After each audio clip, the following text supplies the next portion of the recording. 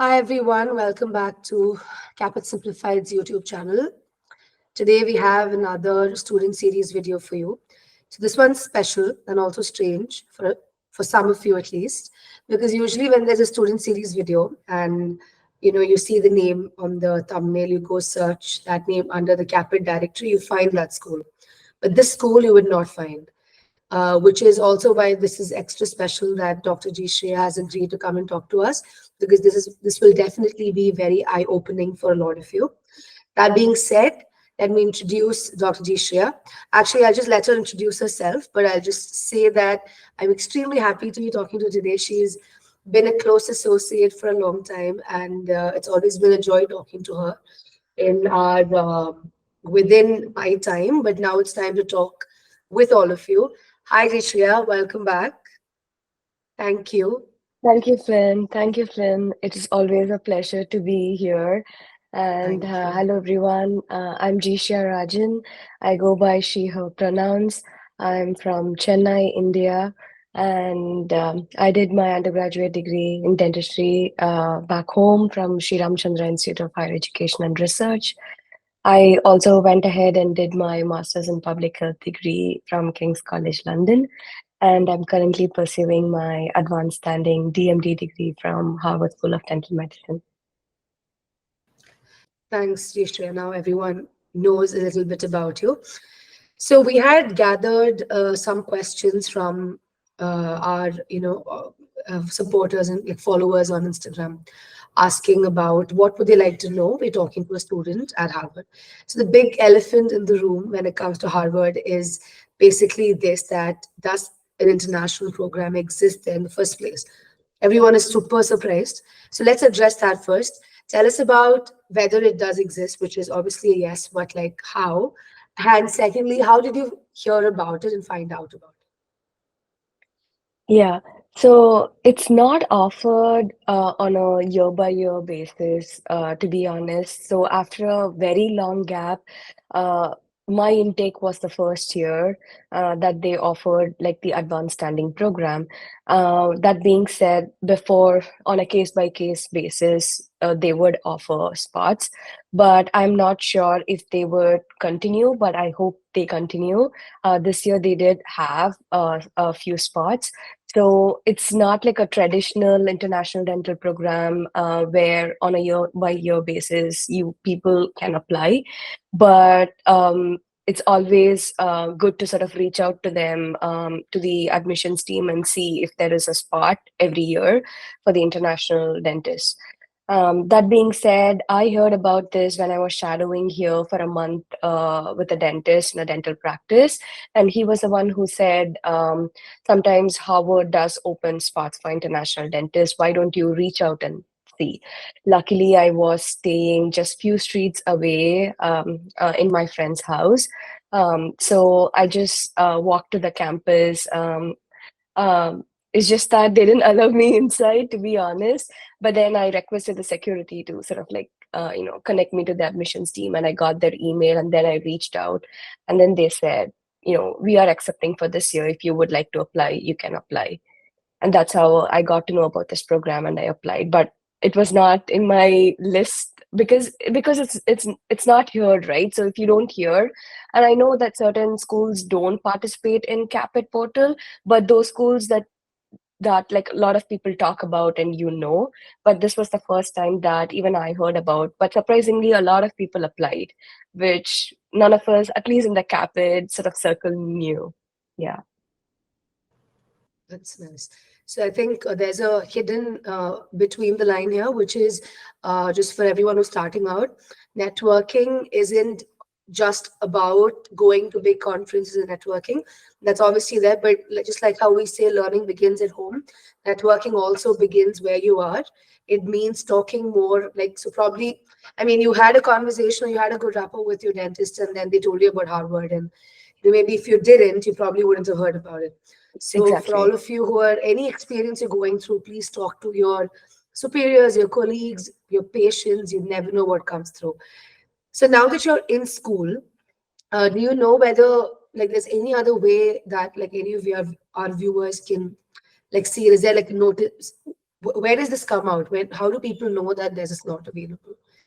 Um, Apart from so I hearsay. believe Yeah, so I believe there is an email that the admissions team has, and then if you reach out to them over email, they usually respond whether they are accepting applications this cycle. I believe it's usually in late Feb to March is when they open the applications, but if at all they do accept for that year, they would ask you to send in all the information, just like they don't participate in CAPIT, but it's pretty much the same. Like you submit all the documents, and if they think you're a good candidate for an interview, they would sort of send you. But you also need to submit few supplementals as well. All But I right. So think the key here documents is to sort of reach out to them and see if they're accepting applications for that cycle. make sense. Now that people know that there's a school like this, just when the cycle opens, it's open. I mean, email them and find out. So Yeah, documents and would if be in. Sorry, go ahead. Yeah, sorry. So if you Google Harvard School of Dental Medicine, I think Office of Education, pretty much I think the admissions coordinator email pops up, and I can also share.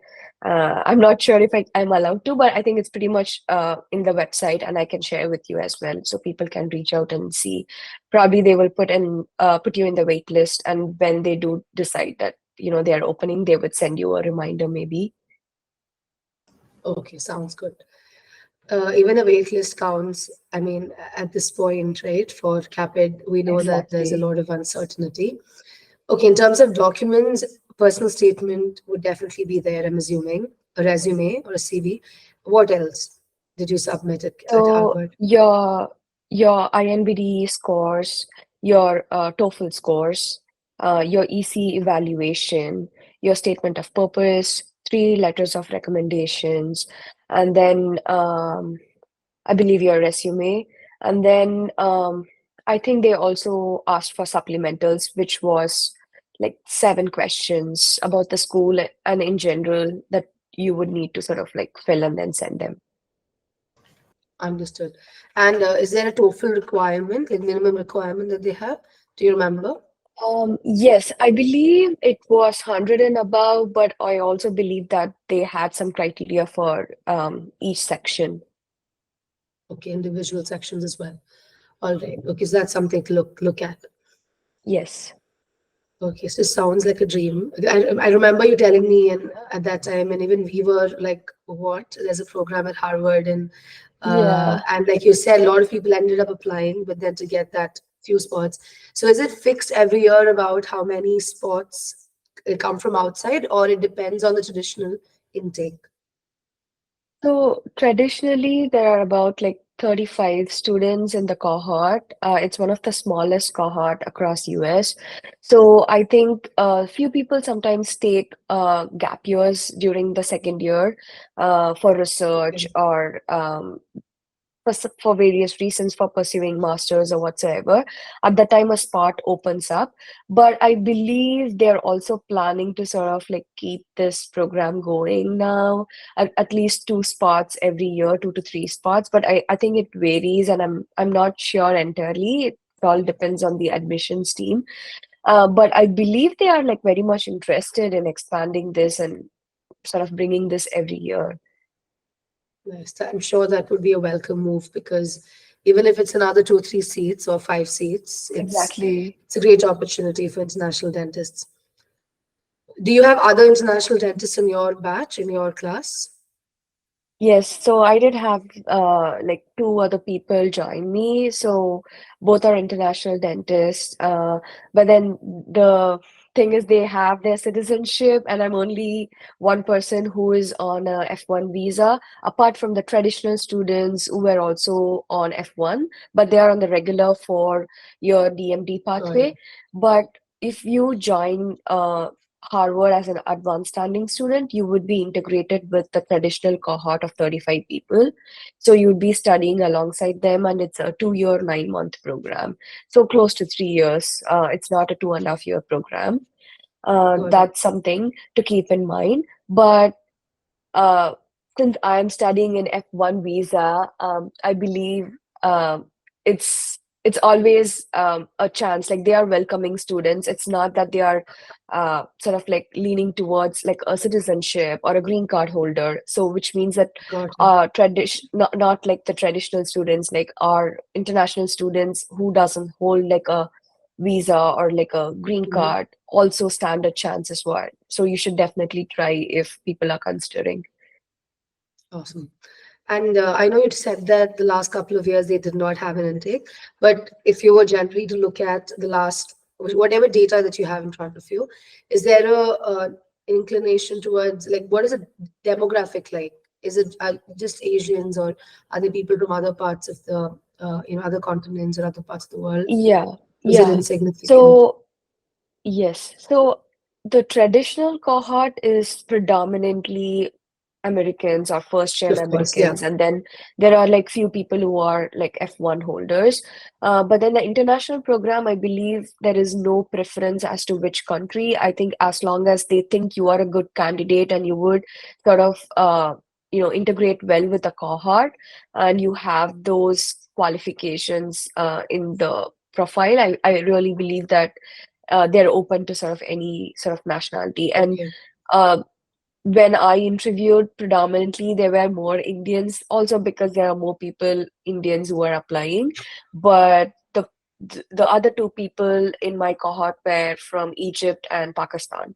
So I believe that All right. it's like That is not there significant. is no preference as Okay. such. No Yeah. preference. Right. And I know this is going to sound like a typical supplemental question or an interview question. However, so is it a good thing or a bad thing that you don't have many international dentists around you? Like usually when you have, even if it's 10 people, or like even if it's I think SIU has 6 or 8, you still have that pack of people around you who probably understand where you're coming from a bit more than the traditional dentists do, students do. So how is it for you? Is it a good or a bad thing that not many international dentists are around? What has your experience been like? I would say it's a mix of both because sometimes you also miss your community in a foreign country when you are alone. So I'm living alone here. So you do miss that, and sometimes you feel like a little out of touch. So I would not deny that sometimes you do miss our community. But also, since I'm more kind of an introverted person, it also sort of like pushes me in a new country to step out of my bubble and like have that network. One thing I've really learned living abroad and being in a school like Harvard is that networking is the key. And with like students over here, I feel like in such a small cohort, I feel like everyone was welcoming, and it really motivated me to sort of like push myself outside of my bubble and explore whatever opportunities and like form friendships and establish that sort of community around me. That's nice. Yeah, I think there's a pro and con either ways, and depending on where you feel comfortable, it would serve you. Okay, so we've spoken about how you applied, how you heard about it, and the details of how the program is usually. So once you got an invitation, what was it like? Did you have a bench and an interview, or just one? Was it in person? If you can tell us a little bit about that. Yes. So I think once they sort of call you for interview, at least for my year, it was two sets of interviews and a bench exam. So one set of interview was with the admissions coordinator. It was more so of behavioral questions, nothing technical, nothing fancy. It's just like standard behavioral questions, some ethical questions, and that's about it. I think it lasted for about 45 minutes. The second interview was with a faculty. I don't remember which specialty she was from, but she was like a specialist, I believe perio. But then that was more so of also behavioral questions, but also my interest towards like residency and all of that. There was no sort of like technical question as to interpret the x-ray or anything of that sort, at least for my year. It was more so of behavioral and just to get to know you. And Harvard is a school, I believe, like it specializes. it sort of pushes a lot of people into specialization. So in general, out of 35, almost like 30 people go into like residency straight after that. So they also want to gauge your interest in like, are you willing to sort of like specialize and all of that. And it's also a school that's like heavily focuses on research. So they also want to see if you are like really interested in research. So my interview were also catering towards like that aspect, my interview with the second person.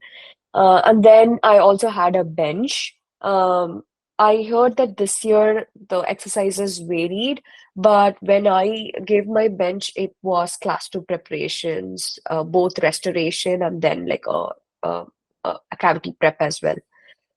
Um, so I had to give my bench, and then yeah, I waited for the decision. And the interview was in person as well, right? Yes, In yes. person. I actually shadowed and I went back.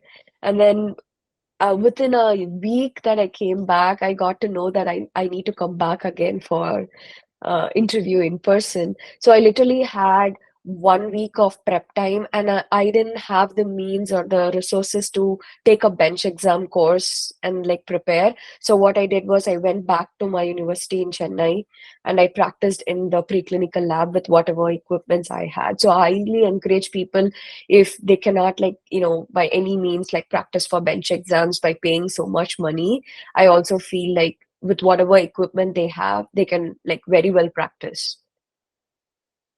That's right. Practice is extremely important, especially for Yes, bench, to consistently do it. So you had interview in bench, and then the results, as we know it, yes, as life as you know it, changed into what it is now. yes.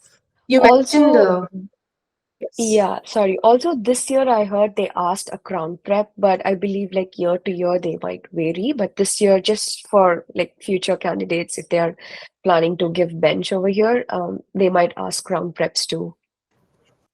I think this year as well, in general, it's been a lesson for the applicants that it might be good to be prepared for overall a bit, like especially with Romalina Exactly. University. After a lot of years of asking, similar preps have changed this year. So it's good to just Yeah. be prepared. So I think that way it makes sense. And you mentioned research. So the school having an inclination towards research is understandable. So them wanting to know more about you and research. But does that mean, like, do they ever talk about it in a way that it's a prerequisite, or you need to have research in your, like background or professional Mhm. career? Yeah, so since I don't know, since I had it in my profile, in my resume that I did research during my undergrad and then also in my master's, they did ask me during the interview to sort of explain a little bit more in depth about research. But that doesn't mean that they don't welcome candidates who are not into research. It's just that they want to sort of like have a candidate who's keen to sort of like exploring opportunities in research, because you have a dedicated research time which is about like 4 weeks. So it's a prerequisite to graduation basically. So every student should do some sort of research, not necessarily a publication but just like research, and then you have to present it. So they really wanted to have a candidate who is open to sort of like, uh, doing research, but no means that it's a prerequisite.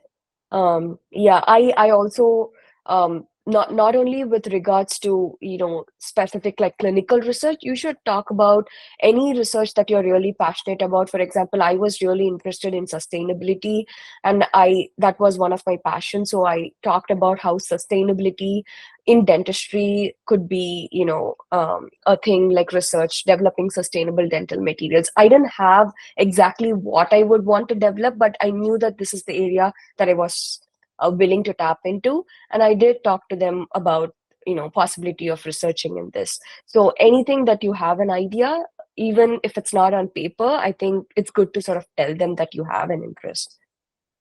That's wonderful. Yeah, that I think just to show them that this is where your interest or passion lies, and then that's amazing. So you mentioned research. So we know that once you're in Harvard in the program, then you get opportunity to conduct research or be a part of a research. project. Similarly, what other opportunities have you seen till now, like community service, or what else awaits a student who might get in at Harvard? Yeah. So the focus is heavily on like sort of like specializing and residency if you're interested in, but also we do see a lot of like sort of trend in like upperclassmen moving towards sort of like general dentistry as well and tapping into business aspect and owning practices and all of that.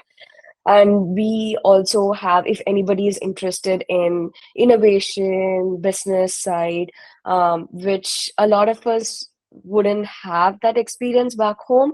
Harvard also has like iLabs, which is called as innovation lab, where they collaborate with like different universities, like business school, law school, med school, and sort of if you have an idea, basically, they would sort of like fund you, and that's also a possibility.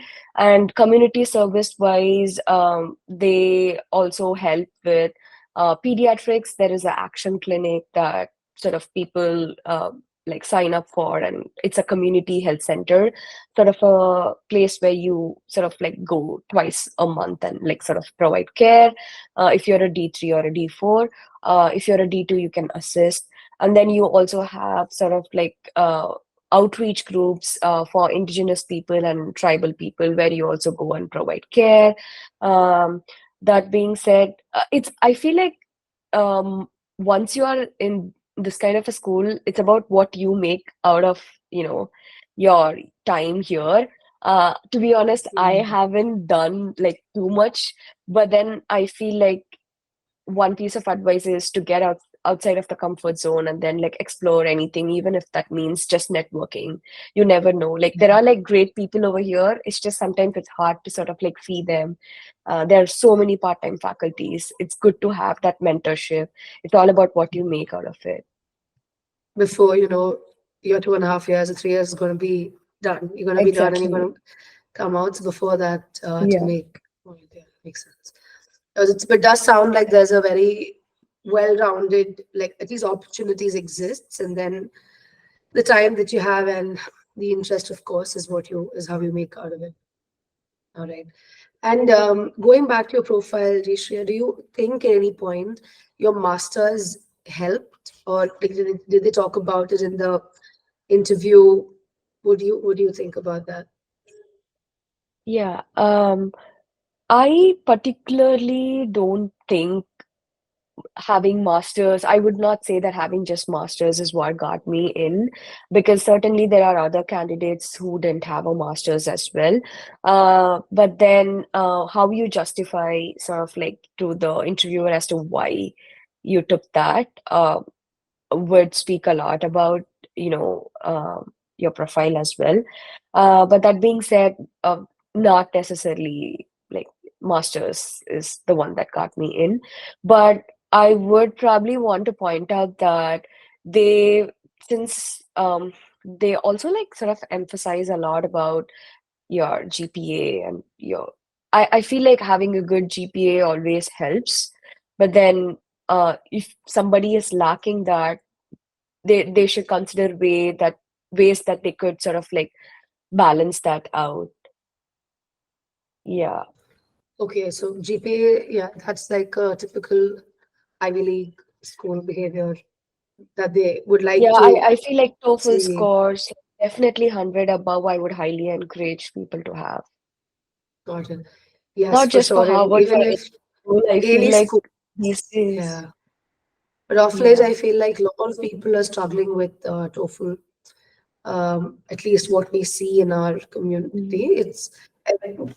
I I don't really, we don't really know what yet, but and also the pattern has changed, right? Like recently, it's a little more different, but everyone's just struggling to get through that 95 to 100. And as I mean, as it is, there's enough pressure, tension to get through this, and then TOEFL is becoming an additional thing. But like you said, that should be the Exactly. goal, because there's so many, Yeah, all the I students. remember taking 3 times. I was struggling to like both of the times it was 99, and I think the next time was 105, but then still I was not satisfied. So I had to take like multiple times to get like I think 110 or something.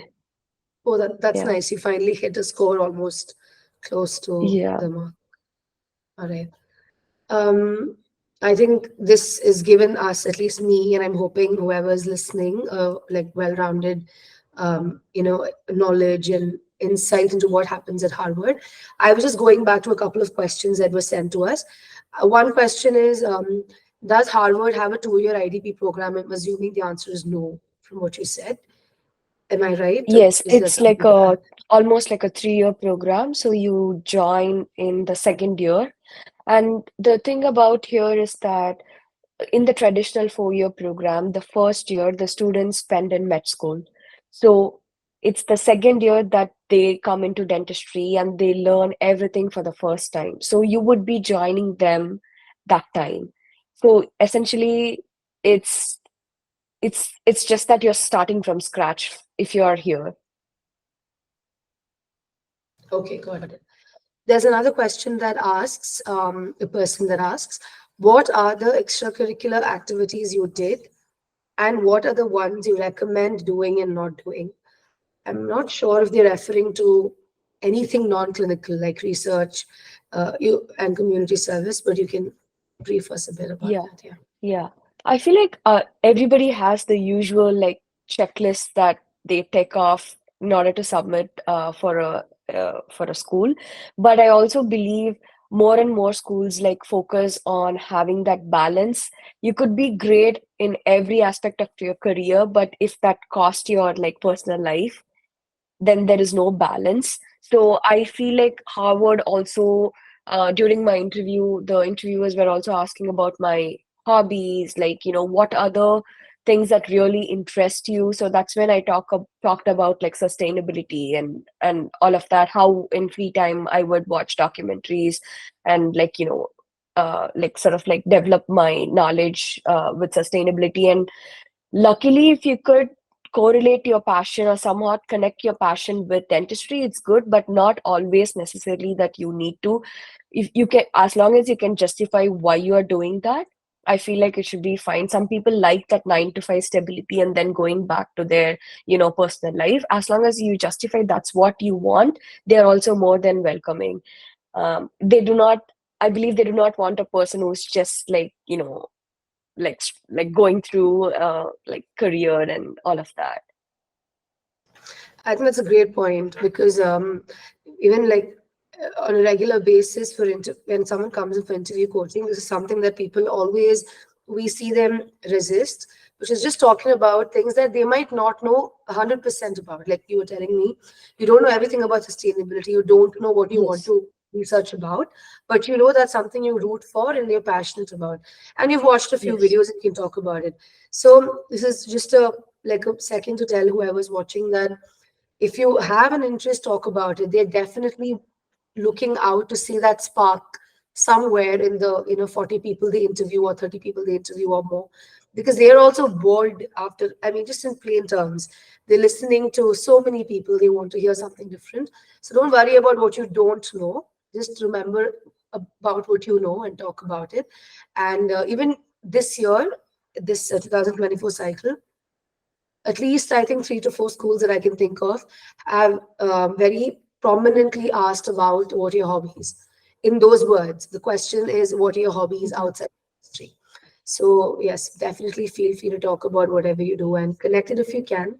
Otherwise, don't. But it'll be great. All right. I think these are my questions, Jeeshriya. But before we wrap up, anything that we might have not spoken about, but you think will be a great add-on, please. Yes.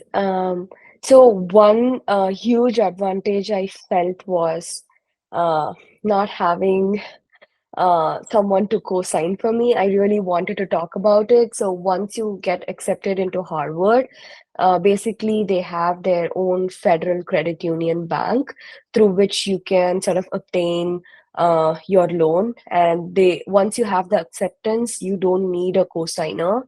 That is a huge plus for me. I don't know with what sort of backup plan. I didn't have a backup plan, but I don't know with what sort of like preparation I started every step. but it worked out for me. But I didn't have any cosigner here in the country. So if it was any other school, it would have been like a nightmare for me to sort of find that cosigner. So it worked out for me. So anybody who thinks, sometimes, that's the only factor, finances are the only thing that stops you for applying for schools, for flying out for interviews, or for, taking out such a huge loan. So if there is someone who's watching who thinks that finances are the only thing that's stopping them, I feel like they should apply. And at least when I sort of interviewed, there was no cost for bench exams. I don't know if that would change, but pretty much bench exam was free for me. They supplied every single instrument for me, and then the loan, by God's grace, everything worked out. So if that's the only factor, then I feel like at least you should apply to the school. And application also was free for me. Like there was no cost for applying here. So really, like I think everybody should at least apply and see if they are being called for interview or not. This is brilliant. I forgot to ask you about this. Thank you for bringing Yeah, this up. And I take back what yeah. I said. I'm not done. I just remembered I had something else to ask you, which is along the lines of finance, is very important. Yes, Is I know you apply to CAPID as well, right? So in yes. comparison, on an approximate range, how would you compare the tuition fee of Harvard with the other schools? Is it, like comparable? Is it way above? How is that? I feel like it's just comparable. So I live in the dorm right now. So along with my loan covers my tuition as well as just the rent for the dorm, not my day-to-day like monthly expenses, but then that I manage. But then just the dorm and the tuition comes about $100,000, which is decent for school with like a living expense, right? Tuition plus living That expense. is So if it's good. just tuition, Yeah. I think it would be like $91,000. With living expense, it's like 11K for my dorm. So it comes about 100 to $101,000 per year. Okay, all right, got it. So I think that is also something that people wanted to know about. Yes, and Yes, definitely, if finances are a sort of like constraint, I feel like people should apply and see. And really, like I think at the end for any school, I feel like they would ask what's something that we don't know about you that you would like to share. And definitely not to sort of portray in a negative way that you are always struggling, but I always feel like if that's something that's sort of bothering you and you feel like you have come this far, and sometimes it's good to sort of tell them your part of your story as well, how far you have come. So I did talk about how being a woman and like like a not married woman, like trying to do everything with finances, no co-signer, and time is really like ticking, especially for us women. And especially when we come from a society that sort of emphasizes a lot on like marriage and other things. So I really felt the need to share that with the interviewer as well, to see that that this is also possible for me to do as a person who is like just doing everything independently. So I feel like if that's something that you would want to share, some part of your story that you really feel like that that the interviewer should know, I feel like you should definitely share. yes, I agree. It's just the key is to share it in a way that it's inspiring or it's Yes, your dream, and not to just make it look like a sob story. I mean, it's sympathy. about Yeah, exactly, exactly. that's great. And I knew you did the same thing with us. I remember the video that you sent us back Yeah, I then. almost You cried spoke your during that story as because well, that I think that was my your truth literal as like well. yeah, I remember And that. uh, I mean, I should say, like, after seeing so many stories of people in the last, I think, what, 3 to 4 years, um, like, that's a thing. So many of you all are like true pioneers, and I mean it in a way that, like, Thank revolutions you. or things don't happen just at the forefront, right? Not just in history textbooks. A lot of it happen around us, and it's like household heritage. It happens around us, and we don't really see it. So a lot of people that I've come across like do this, bypassing so many expectations of parents, society, a lot of communities, not just, I think, from where we come from, a lot of other places as well. And some of them run away from wars, some of them run away from like famines, whatnot. So I think all of you all are true pioneers in that way. So kudos to that. It's No. not easy. At this point, I just want to say, if it was not for the CAAPID team who believed in me, uh, you know, or if it was not for my family who sort of like believed in me, it was literally like every single step I would be like, oh, if I do this, I would figure the next step. And then they were with me, although they were resenting at some point, like, why are you doing this? Why are you making your life, like so complicated? But I feel like if I would say if just one person, my effort, everything else, my family, my sister, she paid for my flight. So like Kappa team who believed in me and gave me the scholarship. So it's just all the external factors that also played a role. And the key, I feel like, this is such a difficult process, right? It's not easy for us from where we are, the economy, the conversion rate, it's not easy for us. But I feel like the key is to having that resilience every time you feel like something is challenging you, to see that, oh, I can overcome this, I can overcome that. So definitely the key is to having that resilience and get up every single time when there is a setback, and just putting in your effort, and then you know definitely things would work out. Things may take a little while, but definitely they shouldn't give up if this is the goal for them. Absolutely. So I think takeaways to me is be true to your story. Try everything, like how you just tried Harvard as well, and like here you are. And also, what I really hope for everyone is that they have a support system like how you did, because that is extremely important. Whenever someone comes, first part of our coaching is that to tell them that people around them that they can turn to, and the liberty to take a break when they have to are for some people luxuries, but Hmm. that's something that will help them. But anyhow, I think we can wrap this up now. This was amazing, Jeeshriya. Thank you so much for such thoughts of clarity and Of detailed course, thank you information. so thank you This is so going to be much for. beyond Yeah. measure. Thank you so much. And if to everyone watching, we really hope that this makes a difference, because hard work was hidden away somewhere among the trees. Now we're trying to bring in some light onto it. If you have any questions, you can ask us in the comments or reach out to us, and we can, patch it through to Dishria, or if she like whatever information about her, we can I put can down also maybe. share my email in case people are interested to reach out. Always happy to sort of like help. Absolutely. And when she says she will help, is what I've seen and I've experienced. So we will definitely put that out. If there's anything else about Harvard you'll want to find out, reach out to her or comment. And any other topic that you'll want us to cover, tell us. We'll try our best if we can. And hoping to see you all soon with something else. Until then, good luck. And like she said, hold on tight.